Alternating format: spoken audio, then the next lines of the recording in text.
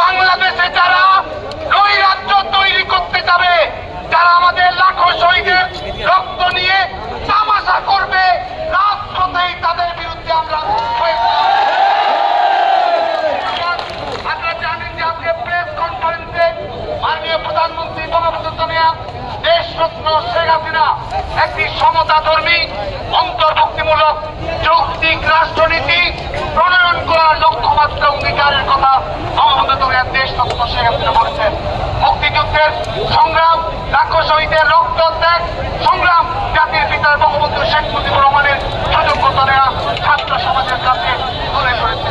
যারা আজকে ছাত্রলীগ পুরোদমে প্রস্তাব করেছে, বুঝতে পারি আন্দোলনের যৌক্তিক সমাধান সংস্কার কোনো কিছুই নয়। এদের সমস্ত ক্রোধ এই রাজাকারের বিবিধ বাচ্চারা সব বিবিধদের লক্ষ্য হচ্ছে মুক্তিযুদ্ধকে ঘৃণা করা, এদের লক্ষ্য হচ্ছে আমাদের শহীদদের লাঞ্ছনা করা। আজকে থেকে বাংলাদেশ ছাত্র সমাজের পক্ষ থেকে আমরা সুস্পষ্ট হুঁশিয়ারি উচ্চারণ করতে চাই। প্রিয় বন্ধুগণ, আজকে এই সন্ত্রাস বিরোধী রাজুকার পাদদেশ থেকে বাংলাদেশ ছাত্রলীগ বাংলাদেশের ছাত্র সমাজের পক্ষ থেকে ঘোষণা দিচ্ছে, আজকে যারা নিজেরা বলছে আমি রাজাকার আমি রাজাকার, তাদের জন্য বাংলাদেশ ছাত্রলীগ রাজাকার কোটা চালু করলো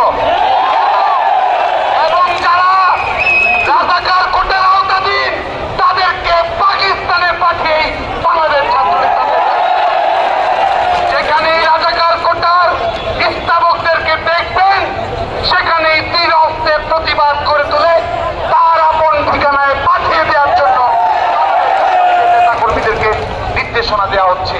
এবং একই সঙ্গে আমরা গণপ্রজাতন্ত্রী বাংলাদেশ সরকারের প্রতি আহ্বান জানাবো, যারা লাখো শহীদের রক্ত নিয়ে তামাশা করে, যারা গণহত্যার মুখে সাফাই গাওয়ার মতো কথা বলে, তাদের ঢাকা মহানগর উত্তর, ঢাকা মহানগর দক্ষিণ, ঢাকার সকল শিক্ষা প্রতিষ্ঠানকে সমস্ত শিক্ষার্থীদেরকে সাথে নিয়ে উপস্থিত হওয়ার জন্য আহ্বান জানানো হলো।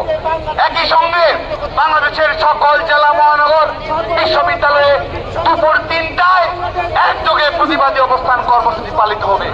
আজকের কর্মসূচি সার্থক এবং সাফল্যমণ্ডিত করার জন্য বাংলাদেশ ছাত্রলীগের নেতাকর্মীদের